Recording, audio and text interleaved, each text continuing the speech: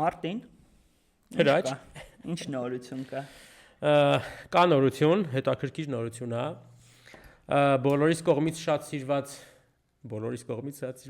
Ջոնի Դեփը միշտ տենց ենք ասում, չէ՞, մեր միշտ բոլորիս կողմից սիրված է, ում մասին որ խոսում ենք։ Ջոնի Դեփը վերադառնում է մեծ էկրան, այս անգամ ինքը նկարահանվելու է Ebenezer A Christmas Carol ֆիլմում, այսինքն Չարլզ Դիկենսի հետ հայտնի գիրքը ստեղծագործությունը ոնց ասում մարմնավորվելու է Ջոնի Դեփի կողմից, հիշում ենք իր կյանքի վերջին իրադարձությունները, խեղճ մարդը հազիվ խեղճ վերադառնում է էկրաններ։ Ֆիլմը նկարահանելու է Ty West-ը, ով հայտնի է իր X Pearl Max-ին եռապատումով, որի դերասանու հետ կապված է։ Այո, որի դերասանու հետ կապված այսօր լիքը քննարկելիքներ ունենք, չգիտեմ, դե ինքը խորհրդ ռեժիսոր է։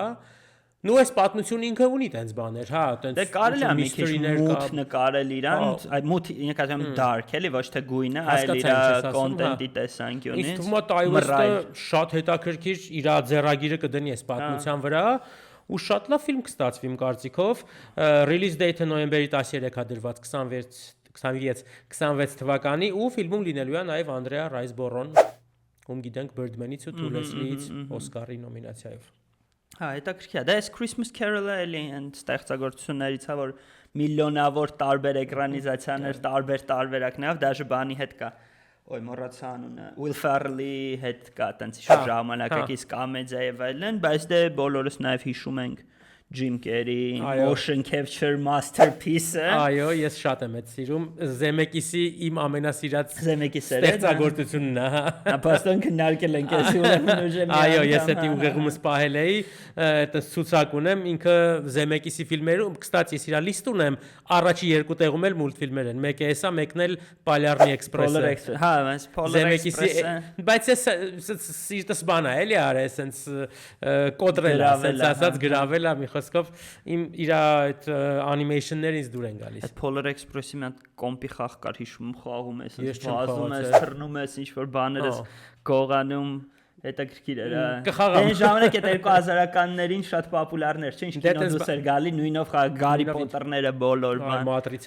Մատրիցաները, հա, Մատրիցան պրիտոմ մոտս մի հատ ինչ-որ գլիչ կար, նիոբեով խաղում ես, որ պետք է սամոլոտ մտնես ինչ-որ, դուս է թռնում խաղից, հա դե պիրատսկի վերջին։ Ես էլ եմ պիրատսկիով խաղացել, երկուսով է անցել եմ նիոբայի այդ կոժնի շորնիշում շատ լավներ, ու ինչ էր, Prизрак էր, չէ՞ անունը տղու։ Մյուսինը, հա, Ghost էր անունը, հա։ Ես հիշում եմ դա ագենտների հետ, դե չես կամ, չէ՞, ագենտներին կերես, չէ, կարակրվեի, բայց ես գնում կռվում էի հետները, հետը ինչքան կձգ։ Խաղ Enter the Matrix էր խաղի անունը, հիշում եմ։ Enter the Matrix, շատ լավն էր։ Տենց, այսուր տարավ հասցրեց։ Ահա, դե վերադառնանք արդի նորություններին։ Թոմ Կրուզը վերջապես վերջերս ստացավ պատվավոր Օսկար, որը շատ իրական ես առաջին անգամ ես մրցանակի մասին իմացա, Ջեկի Չանը ստացավ, ու սենց հա շատ բան էմոցիոնալ, որ իր բաները դուբլորներով եւ այլնով։ Հա, մի խոսքով Թոմ Կրուզը ստացավ մրցանակը հանձնեց ով Alejandro González Iñárritu կրկնակի իսկական Օսկարակիր, հա, ու նաև խոսքը գնաց իրենց սպասվող գալիք մյուս տարվա պրոյեկտի մասին, որ մասին մի քիչ կարդացի, բայց վստահ չեմ, բայց ոնց հասկանում եմ, ինչ որ հերթական տոլի սուպերգերոյսկի, տոլի ինչ որ տենց դիլեմայի մասին է լինելու, որ ինչ որ մարդը ուզում է, կարող է սուպերգերոյսկի չի, ուղղակի կոնցեպտը այն է, որ եթե ճիշտ կարդացի, որտեղ IMDb-ում գրած էր Coming Iñárritu project, չգիտեմ, էս սա է թե չէ։ Հա, օքեյ։ Բայց գրված էր, հա, որ ինչ որ տենց մարդ է, ով որ փորձում է բոլորին ցույց տալ, ինքը հերոս է, էլի, սենց ինչ որ պատմություն։ Հա, բայց իմանալով Iñárrituին մենք գիտենք ինքը ինչ կարա անի այդ ամեն ինչի հետ, իրականում ինքի այդքան էլ իմ ռեժիսորը չի, Իñárritուն, բայց չգիտես խի, սենց լավ սպասում եմ իր հաջորդ լավ ֆիլմին, որտեղ մի հատ Բարդո ուներ, ինքը մի քիչ ուրիշ ձևի ֆիլմ էր, լավ էր էլի նկարը, շատ իր սինեմատիկ այդ բաներով, բայց հա, Տոմ Կրուզով շատ հետաքրքիր կլինի, ինձ թվում է։ Հա, նույնիսկ ես Revenant-ը դուրս, ես չկացա նորմալ իրան նայեմ, իր միակ իմ նայելու պատճառը Դիկապրիոյի Օսկարն էր, այսինքն հետո էր դաժե, հա, ես շատ ուշ եմ նայել։ Հա, Երևի իմ ռեժիսորն էլ չի։ Բայց դե շատ բարձր անձնավորություն է։ Ես իրականում նայել եմ այդ վիդեոն Տոմ Կրուզի, ինքը սենց շատ 12-3 րոպե խոսում է, շատ սենց սրտից բան եղած, տիպը շնորհակալություն է հայտնում բոլորին, ինչ որ ոտքի է կանգնացնում ինչ որ մարդկանց, ովքեր գտնում են, որ իրան օգնել են, թե մոտ են իրան կանգնացնում, որտեվ ասում է ինչ մի ես կանգնել եմ, դուք պետք է նստեք։ Ու դե լրիվ ոնց է Օսկարը լինում, բոլորը տենց հագնված եկել էին, Էմմա Ստոունը, Ջենիֆեր Լոուրենսը, Դիկապրիոն իր ամբողջ սաստավով, Մուհամեդ Լաֆթերը, մի խոսքով Սպիլբերգները տեղ են, որ սենց ամբողջ այդ բան լաքժերին կարելի սենց ասած ու այդ մարդը սենց, բայց սենց ծեր էր իրականում։ Դե հա, ուժը ֆիլմերում այդ տեսքը չունի։ Այս վերջերս ինչ որ նկար չգիտեմ ռումերեր ինչեր, բայց Սիդնի Սուինի հետ էր շփվում։ Ինչ որ տեսել են իրար հետ խոսալու ծիծաղալուց։ Ասում եմ, ես որոշել եմ սա ցուցակներով անցնի հետ։ Ով կարա ինչ որ բան ասի։ Ոչ մեկ։ Մարդը սամալյոտներից թռնում է իր կինոների համար։ Այս պատվավոր Օսկարի հետ կապված էլ էի բան ուզում ասեի, մտքովս անցել էր որ կարդացի։ Մերսի։ Բանը ես հույս ունեմ գոնե պատվավոր Օսկար Էնջի Սերկիսը կտանի իր վկլադի համար պրինցիպի ժամանակակից կինոյի մեջ այդ գոլումի կերպարը վսյոտիկի շատ բաներ էլի ու ասենք այդ տեսանկյունից շատ անարդար էր որ այդ performance-ի համար ոչ մի նագրադա չել կարող տանի էլի բայց իրոք performance էր performance-ը լավն էր այստեղից ասում եմ պլավնի անցնենք այլ նորության շատ սահուն սենց գնացինք ասում են որ Top Gun 3 Tom Cruise-ի հետ կապված էլի Top Gun 3-ի սկրիպտը արդեն գրվում այս պահին ռեժիսորը Ջոզեֆ Կոսինսկին ասել է որ այս անգամ արդեն մենք կենտրոնանալու ենք ավելի շատ Maverick-ի սկիտալեցի ինչպես են հին 90-ականների թարգմանություններ սկիտալեցի բանի սենց ավելի շատ էգզիստենցիալ կրիզիսի մեջ այն կհայտնվելու միգուցե կապված է իր անկերների հետ մահվան հետ եւ այլն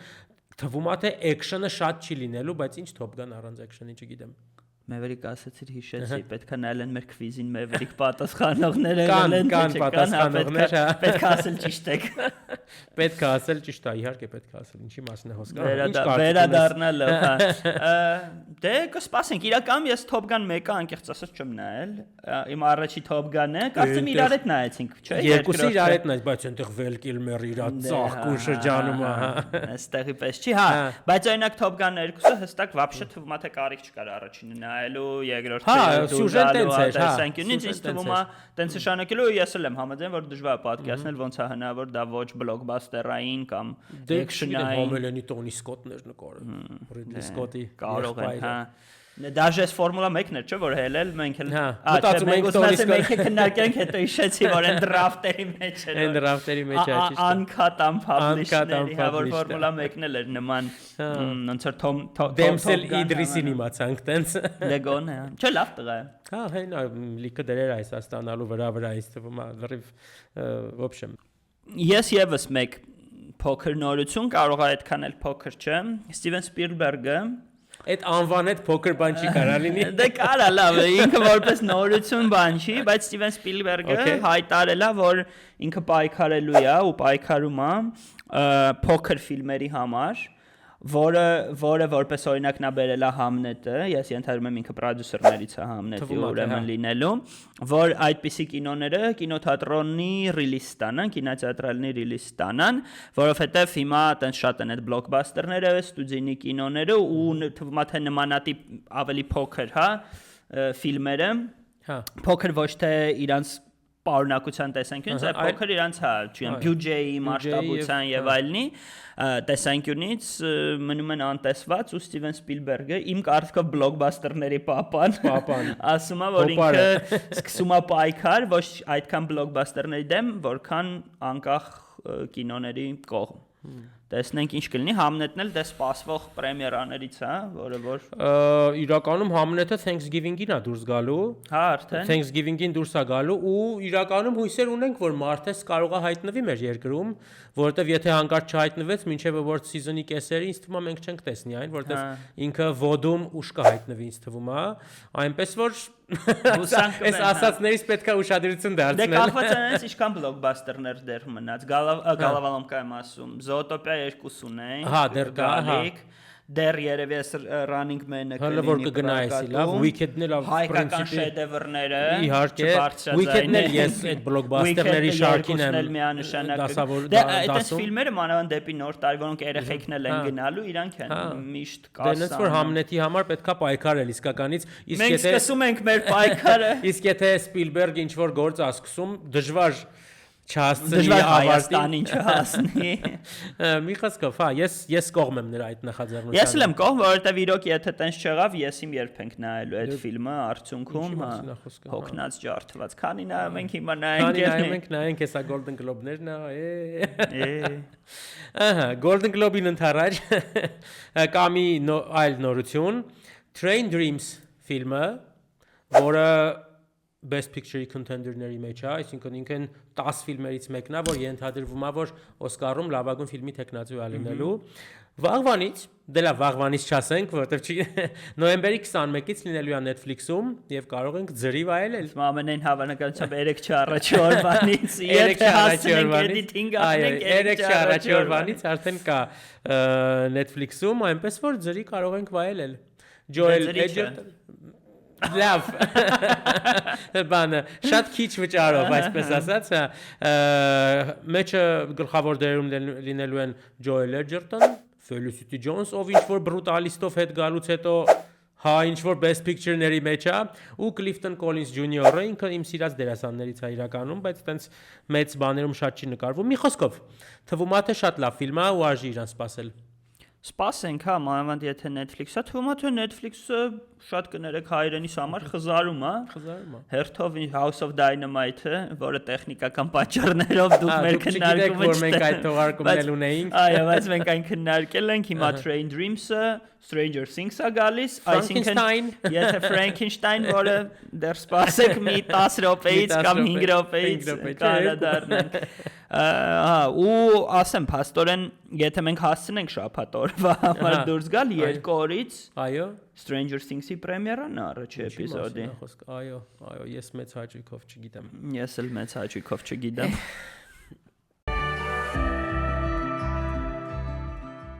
Այսօր մենք քննարկելու ենք Գիլիերմո դել Տորոյի վերջին ֆիլմը,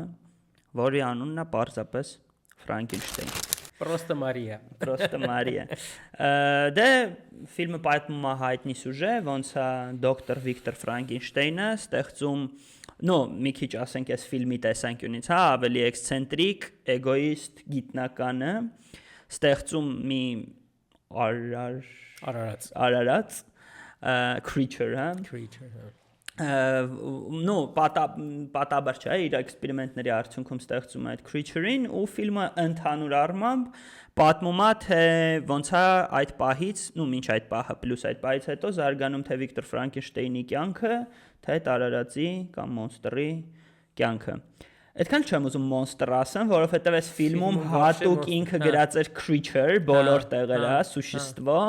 ու երևի այդ միտքը ամեն դեպքում ֆիլմում կար, որ ինքը մոնստր չի։ Նենց որ չգիտեմ, խառը կասենք էլի ոնց ստացվի, դուք միշտ հասկացեք creature կասենք, monster կասենք, մենք խոսքը գնում է արարածի մասին։ Կամ Jacob Elordi կասենք։ Հա, Jacob Elordi կասենք, խոսքը գնում է արարածի մասին, մնացածը։ Ասացիր Jacob Elordi, խնդրում եմ ներկայացրա։ Իրանց մի քիչ հետո կգնամ, հիմա գամ մի հատ այս ոնց ասեմ կտավային Ֆրանկենշտեյնի ստեղծողների ինչի կտավային դե կտավային էր ֆիլմը ամբողջությամբ թվում էր թե արտի բաներով վերցրած այդ տեսանկյունից էլի նկատի ունեի հա ռեժիսորը եւ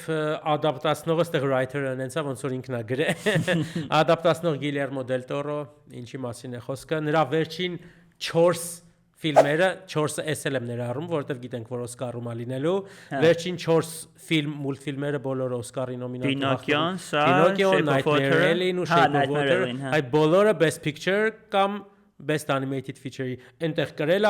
է մենակ Nightmare Alley-ին չի գրել։ Այսինքն ինքը արդեն լրիվ դարել է Օսկարի սիրած դեմքերից մեկը, այն մարդով ժամանակին ինչ որ Hellboy-ներ եւ չէ։ Դե ինչ վատ է։ Չէ ուզում ասեմ այդ տեսակի ֆիլմերը։ Իմ ուզում ասեմ ամենասիրած ֆիլմերից մեկը Pacific Rim-ը։ Այսինքն նա ինքը ինչեր էր նկարում, որ գիտեր որ հաստատ դա Օսկարի համար չի։ Իսկ հիմա արդեն ինքը 4 ֆիլմ իրար վրա Օսկարի նոմա ու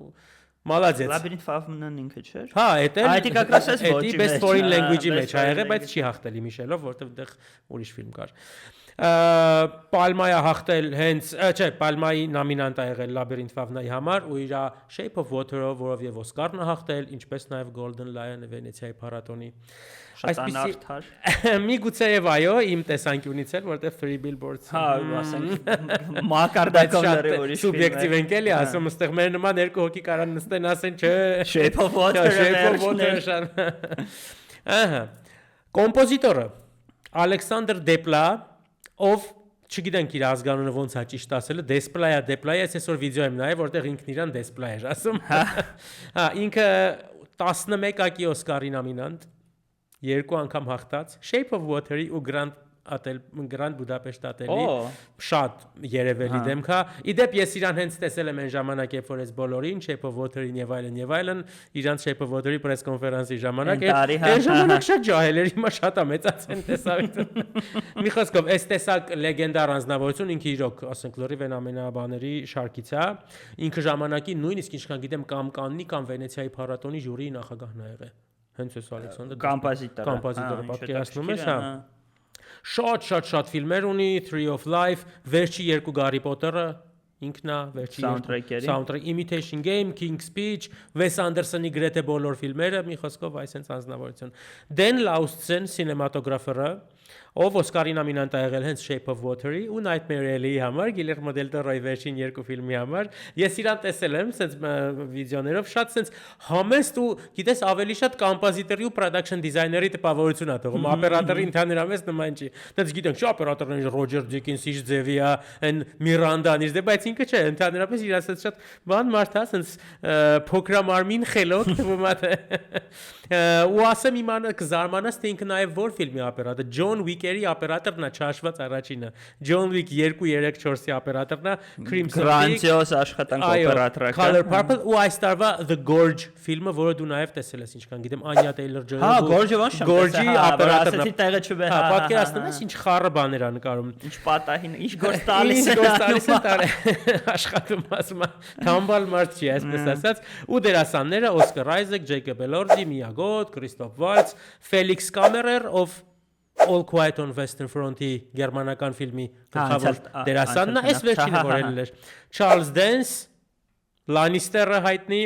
David Bradley ում դու սիրում ես շատ ու Lars Mikkelsen, Mads Mikkelsen-ի հայտնի եղբայրը, ում ես հիշում եմ House of Cards սերիալից, որտեղ նա խաղում էր Ռուսաստանի պրեզիդենտի։ Ես Շերլոկից որտեղ ինքն Մագնուս, Մանգուս, որն ամեն ինչ հիշում էր այն որ։ Այսքանը այս ֆիլմի թիկունքում կանգնած ստեղծագործողների մասով։ Ապրես։ Մի անգամից զուգահեռ տանեմ գրքի հետ։ Ոնց որ դե ոնց ասացես գիրքը երբեք չէի կարդացել, ասացի քանի որ Ֆրանկենշտեյն ենք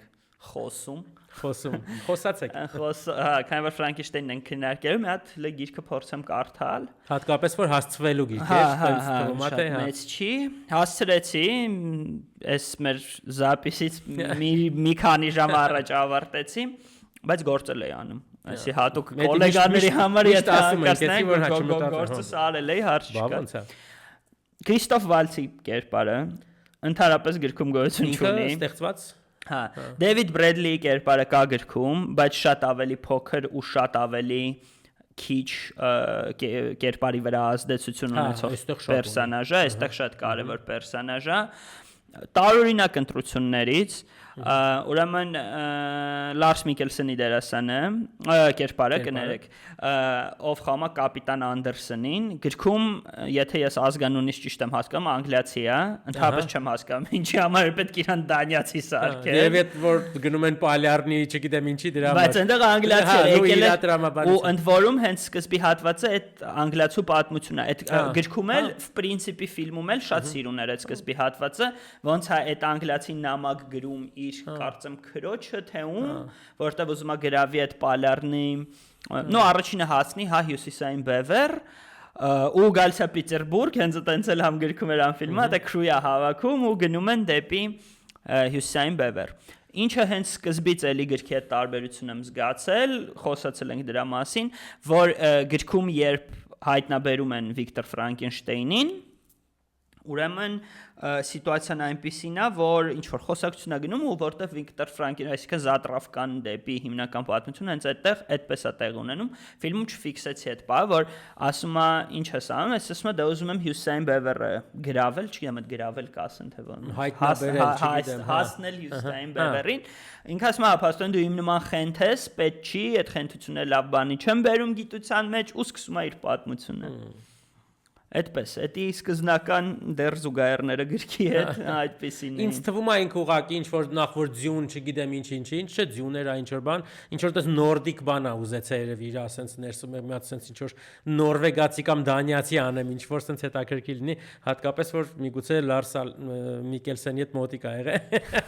Ինչ որ հետաքրքիր դեր իրան բանանի, հա։ Նու հա, ինձ ասենց ասեմ, ֆիլմը զուտ վիզուալ հենց սկզբում շատ դուր եկավ, երբ որ առաջի անգամ տեսնում ենք creature-ին ու չենք հասկանում ինքը ինչ տեսակ է, որովհետև չէ հիմնականում փակ է, որովհետև ասենք որ ամենասկզբից այդ հյուսիսի հատվածում, որովհետև ֆիլմը ինքը բաժանված է երկու մասի, առաջին մասը ներկայացված է բանի Վիկտորի տեսանկյունից, իսկ երկրորդ այդ առաջի հատվածում մենք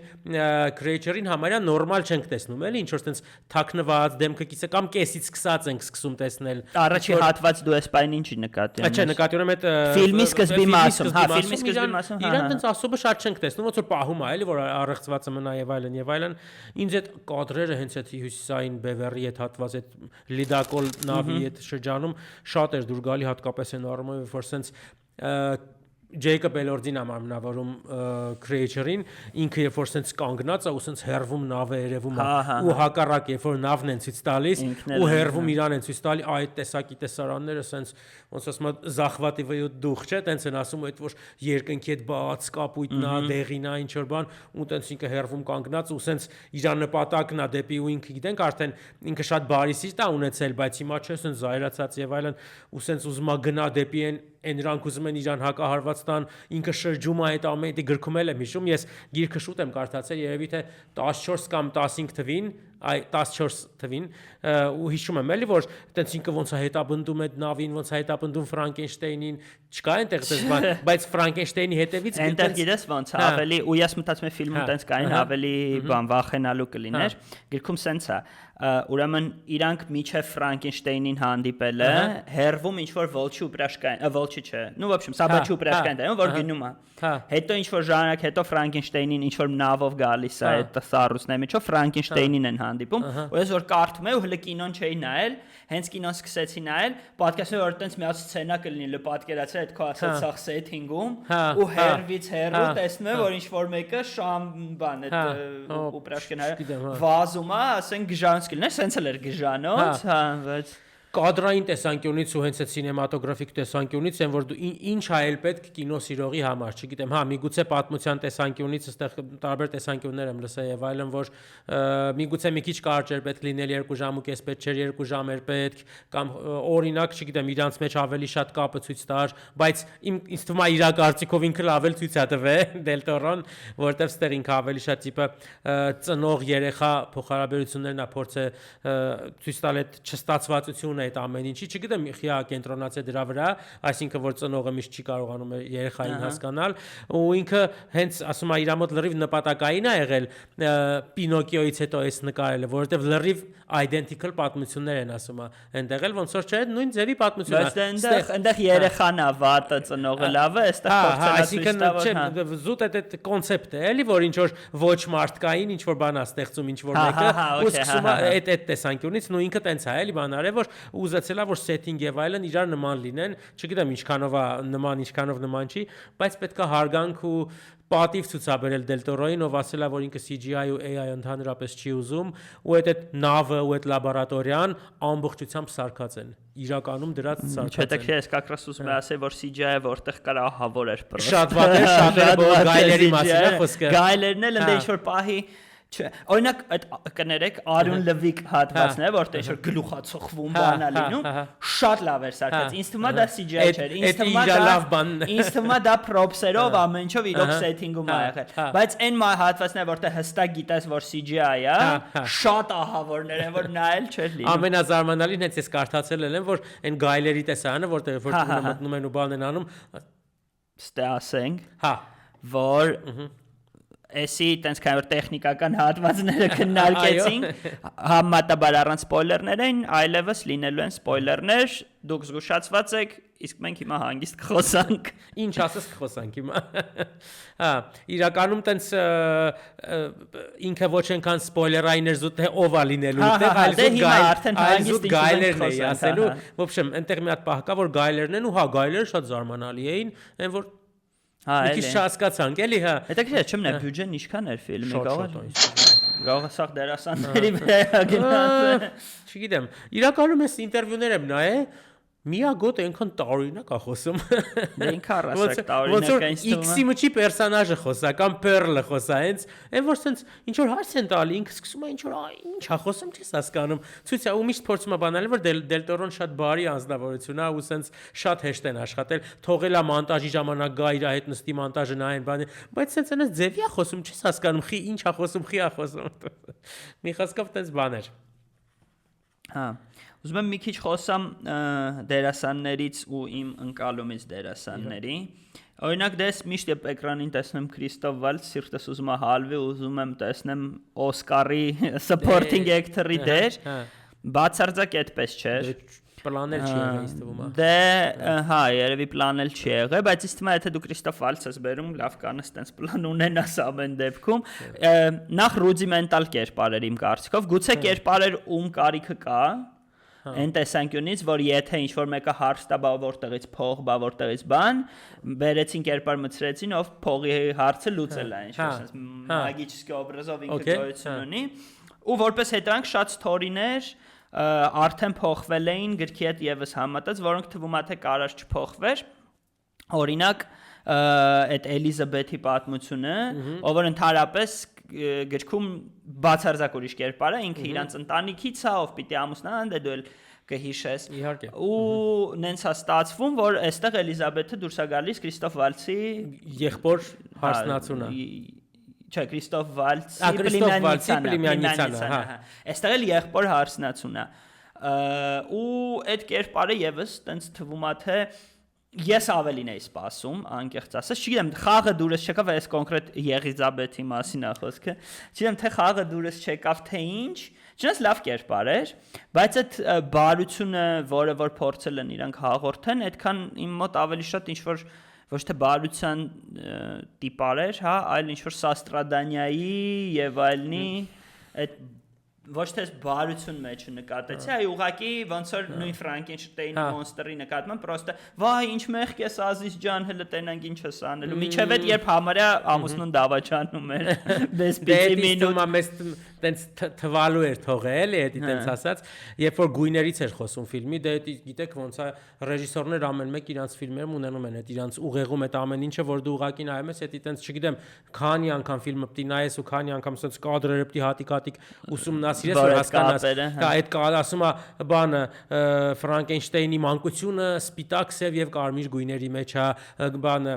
մանուշակագույնը միշտ լինում է, երբ որ գալիս է եսին որ կերպարը եւ այլն, այդ տենց ինչ որ բաներ ու ասում է կանաչ գույնը դա միշտ Էլիզաբեթի հետ է գալիս, որտեվ ինքը բնությունն է, nature-ն է։ Տենց ինքը գալիս է հոգ տանում սրա մասին եւ այլն, ու այնտեղ հենց այն տեսարանը, որտեղ ինքը տեսնում է Ֆրանկենշտեյնին, դա Ադամի ստեղծման նկարի բանն է արել, դրա ռեֆերենսն է, էլի որ այնի ձեռքը սենց մեկնում է, այն էլ մյուս կողմից ու տենց կտավներն էլ ինքը փորձել շատ ֆիլմում բանանի, մեկը հենց Մեդուզան, այնտեղ մի հատ մեծ որ կա ու հասկանալի է Կարավաջոյի Մեդուզայի մասին խոսքը, մի խոսքով տենց փորձել է լիքը տենց բաներ անել։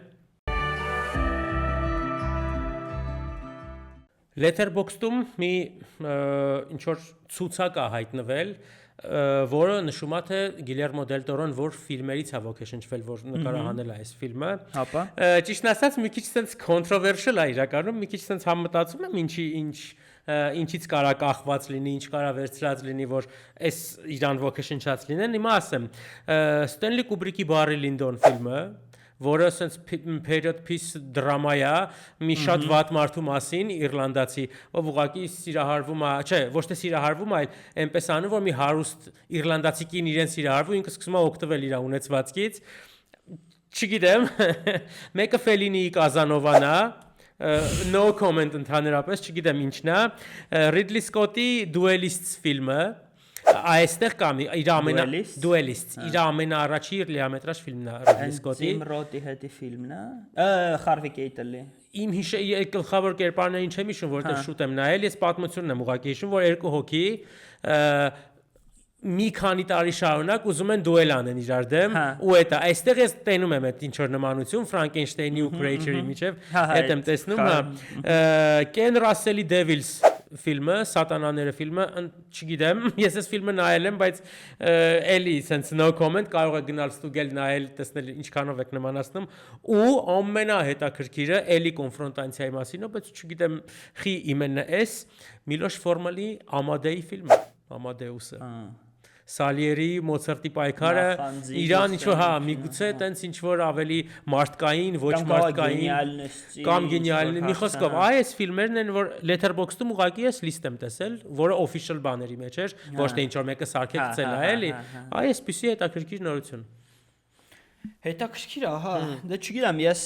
ասած կինոների մեծ մասը չեմ նայել Harvey Keitel-ը էր ճիշտ է ասում Duelist-ում Harvey Keitel-ն ամենաերիտասարդ բաներից է իր հա դե 77 թվականի ֆիլմ է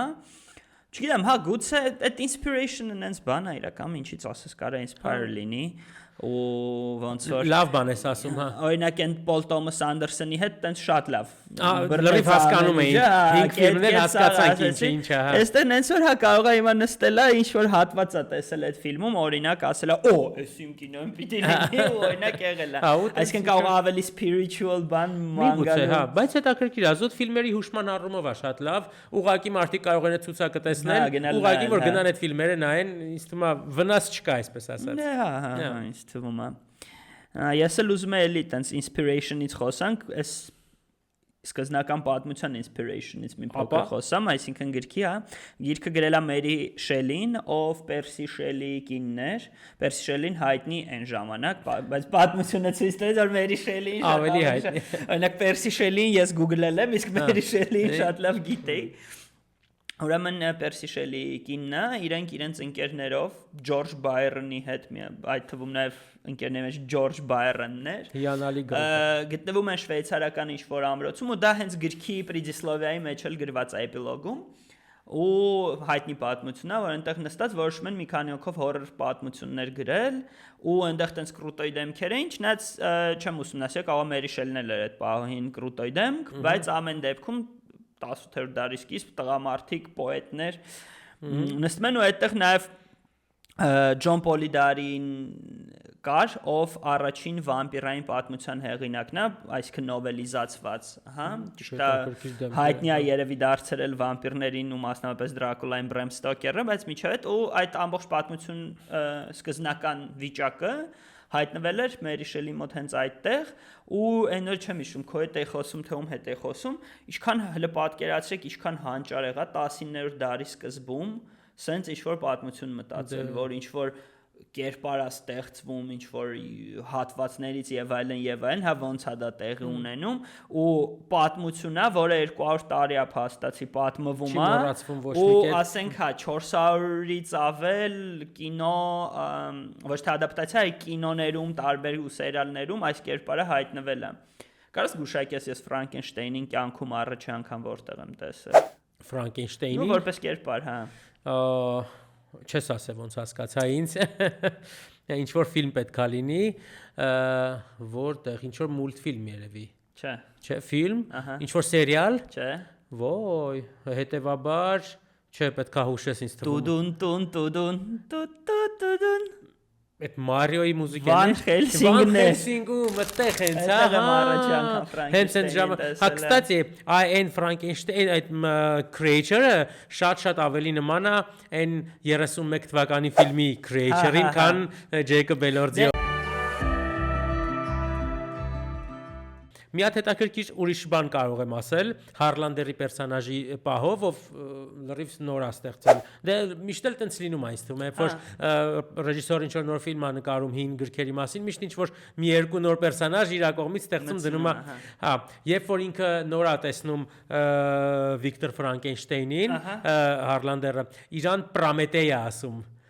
Տիպը Չես վարվի դու այս կրակից հա, որ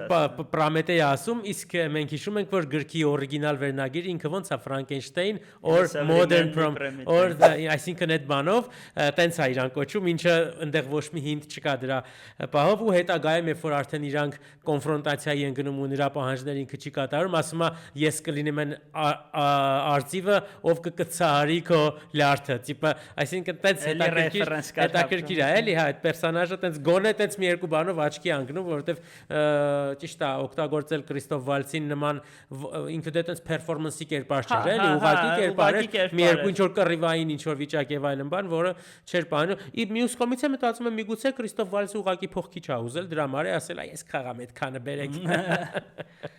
Դե հա, կամ էլ ուզեցել է Դել Տորոյի հետ, չգիտեմ, որովհետև օրինակ ինձ թվում է, ասենք այդ սկզբից որ պատվերը կատարում է, հա, որ ասում է արի ես փողը կտամ, པարզ է մոտապես, ես նո այսքան մի անգամ հասկացա, որ ակնհայտ ինչ որ հիվանդություն ունի, ուզում է այդ իր research-ը, որը Ֆրանկենշտեյնը, Վիկտոր Ֆրանկենշտեյնը անելու է, իր վրա կիրառի, ու ես զարմանում եմ մի բանի վրա։ Ինքը որ ասում է պայմանավորվեցինք։ Ինչի տենց թվում է թե առուժեյնի եսի մագնատա հարուստ վաճառք ինչի մի անգամից չի ասում որ իմ պայմանը սա է որ ես սա եմ ուզում ու իմ համար դա գեր տարինակ թվաց իմ համար տենց բաները շատ սյուժետնի նյութ կա էլի որովհետև ես չեմ պատկերացնում ոնց կա փաստացի վաճառականը տենց գախնի պահի այն թե ինչ էինք ուզում իրանից առնի հասկանում եմ ասածը իրականում ուղղակի այստեղ մի հատ sense հարց կա 19-րդ դարի սկզբի ինչ որ մարդիկ կարող է իրանք այդ ձևի են եղել չգիտեմ այսինքն կորոնել այդքանը ջոգեր իհարկե կարող է sense այդ մարդիկ տիպը sense տակից գալով են եկել մի քիչ sense մոտիկանան հասկանան ինչ է վաճառականը դա միշտ ինչ որ ջիղա որը այսինքն մոտիկություն անի հետը մի խոսք չգիտեմ միգուցեև վիճելի հարց չի ինձ թվում է իրական կարող է տենց այդ թերություն որպես դիտարկվել բայց միգուցեև կարելի է այդ տեսանկյունից ինչ որ տենց բան անել այստեղ մի հատ ուրիշ հետաքրքիր սիրուն բան էլ ասեմ ֆիլմը ինչքան առաջ է գնում ամբողջ այդ progress-ի ընթացքում այնտեղ ոնց է չէ creator-ը Jacob Elordi-ին ինքը դեմից sense դա չի կարծես կծկված է չի քայլում նորմալ բան ու ինչքան ֆիլմը գնում է ինքը այդքան ուղղվում է ինքը այդքան ուղղվում է ու սկսում է ավելի մարդու նման քայլել իսկ Վիկտորը ինքը ֆիլմի սկզբում շատ sense առույգի ծաղկուն շրջանում է գտնվում չէ ինչ էքսպերիմենտներ անում եւ այլն իդեպ այդ էքսպերիմենտից մի փոքր բան էլ կասեմ ինքը ֆիլմի ընթացքում ինչքան տենց ուղիղ է ֆիլմը ինչքան գնում է այդքան ինքը sense ծերանում վատանում ճկվում է sense ասած ու այդ տիպը հենց Դել Տորոն փորձել է այն հուշում անել որ գնալով creature-ը դառնում է ավելի շատ մարդ իսկ այնի ավելի շատ monster է դառնում ու այդ հետաքրքիր այդ մոտեցումը կա էլի իսկ ինչ որ ասի որ հեսա կասեմ այն առաջին տեսարաններից մեկը երբ որ ինչ որ գնդակ է այդ նոր իր այդ տոկերով արտնացրած չէ ինչ որ կմախի ձեռը տալիս եւ այլն որտես բան այդտեղ թվում էր թե CGI է բայց բարձվում այդ puppet է ոնց են ասում դրան հայերեն խամաճիկա ու 3 հոգի են ինտերվյուների ժամանակ իմացա 3 հոգի տակից իրան շարժում են այդ գնդակն են բռնում այդ պահը շատ լավն է պատկերացնում ես հետո տալիս է ձեռը տենց մի խոսքով այս sense էս մարդը ուզեցել է ինչքան հնարավոր է քիչ անի CGI-ի չէ եթե ես միշտ հարգում սիրում եմ իրականում օրինակ Նոլանն էլ այդ դրանով դուրս գալիս որովհետեւ Նոլան բառը երբեք իմ top 5 ռեժիսորների մեջ էլ չի սիրած բայց օրինակ այդպես բաները շատ եմ սիրում որ սիոմքեն sense միշտ ասում ենք բայց տենց էլ չիմացանք ով է top 5 ռեժիսորը չգիտենք դե մի օր դրա մասին էլ կխոսենք ես գիտեմ որ իմ top 1 կամ 2-ը Սկորսեզեն է բայց որ top 5 մտածեմ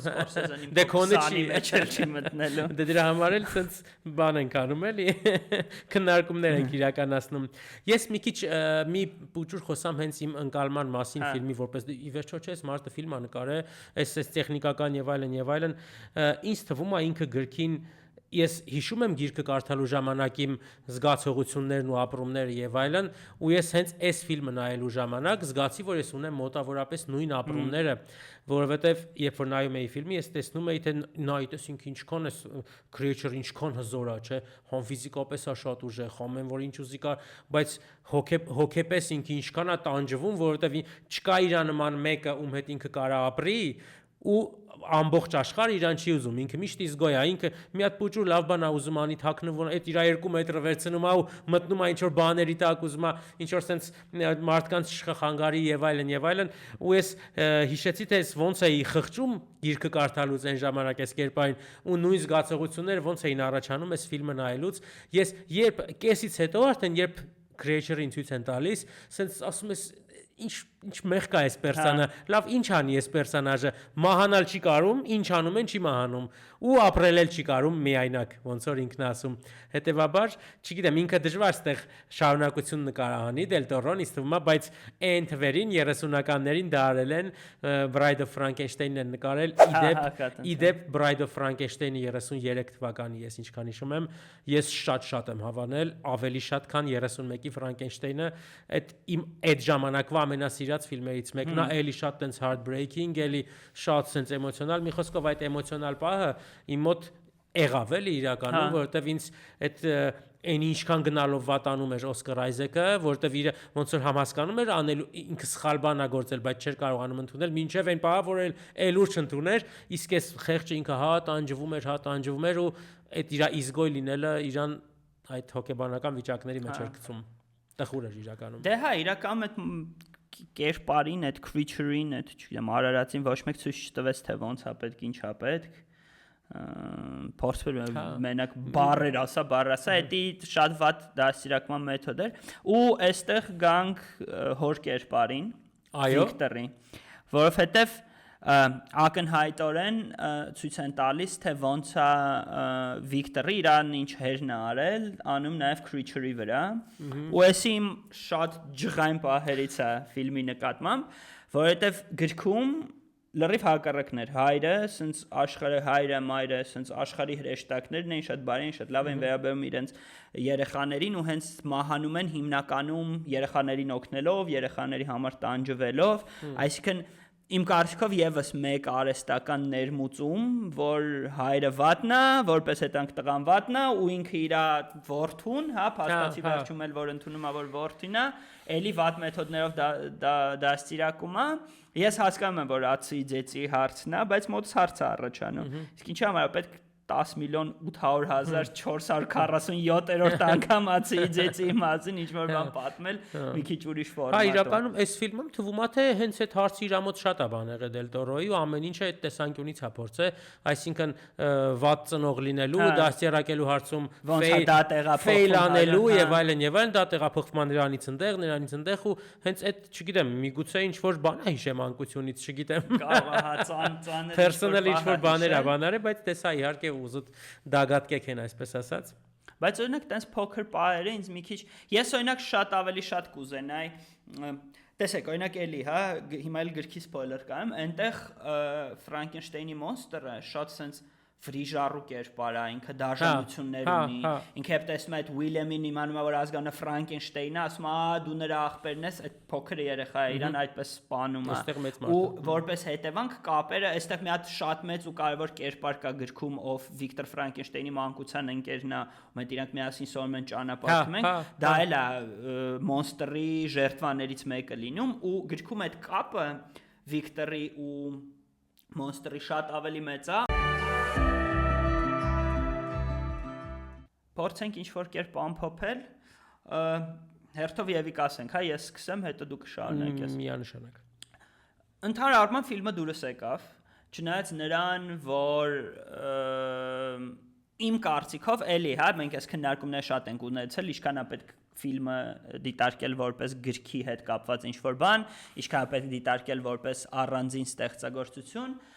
Ես կողմ եմ, որ երևի պետքա միշտ ֆիլմը դիտարկել որպես առանձին ստեղծագործություն, որը հիմնված է ուղղակի ինչ-որ պատմության կամ իդեայի վրա, բայց տվյալ դեպքում, քանի որ մոտիկությունը գրքի հետ շատ էր, ինձ թվում է մի քանի հատ փոքր որոշումներ կար, որոնք որ գուցեև պետք չէր անել, օրինակ այդ պապային սևացնելը եւ այլն։ Դրա համար սենց իմ համար ինքը թույն կինո չի, բայց իրան միանշանակ արժի նայել, մանավանդ քանի որ անվճար է, ու եթե գիրքը չեք կարդացու, չեք պլանավորում կարդալ, իմ կարծիքով շատ ավելի շատ ձեր դուրը կգա, ու եթե սնոբ չեք։ Ես вообще սնոբ չեմ, բայց հիմա սնոբություն եմ անում։ Բայց հա, ինձ թվում է արժի նայել այդ քո ասած բոլոր գույները ամեն ինչ ու իրական Ֆրանկենշտեյնի creature-ը տվյալ դեպքում ինքը գեղեցիկ էր սարքած ու creature-ը միանշանակ Օսկար է դանելու creature-ը Օսկար է դանելու ինքը նենց գեղեցիկ տեսք ուներ ամեն դեպքում ինքը sense ուռոտ տեսք չուներ չնայած փորձում էին ասեին ուռոտ ավելի շատ հետաքրքիր տեսք ավելի շատ հետաքրքիր ու ես սաղ ընթացքում մտածում եմ լավ քանի որ ինքը թվում է թե անմահ են սարքել իրան ֆիլմում որ 21-րդ դարի հասներ ինձ մոտ դզված կլիներ հիմա խնդիր չէր ունենա հիմա կարելի էր անվերջ ապրել հիմա ոնց ուզեր ինչ տեսքով ուզեր կարել դուրս գարա ինչ խոսք է ես ասեմ հա երևի թե իրականում ես բավականին ուրախացել եմ այս ֆիլմը նայելուց, սենց ես սպասում էի մոտավորապես սենց մի բան էի սպասում։ Ֆիլմը ինքը իսկական սենց ուժեղ Օսկար contender է իմ կարծիքով, նո էդի մենակ իմ կարծիքը չի, այստեղ բավականին ցուցակներ կան եւ այլն, ինքը 5-6-րդ տեղով հենց բանում է best picture-ին ոմա լինելու միանշանակ, այնտեղ acting-ի նոմինանտներ չեն լինելու թվում է թե, բայց այսպես մի բան կա, hair styling and makeup կոստյումներ, production design չեն, հենց որ էսի արդեն 90%-ով ինքը հաղթել է սրանք արդեն, որովհետև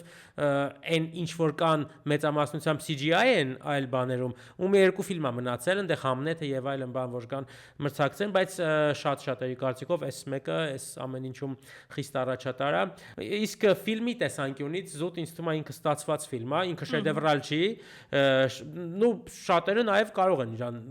շեդևր անվանել, չգիտեմ, հա։ Ինքը պատմության մեջ կմնա, հա, դե չի մնա, զուտ կհիշվի որպես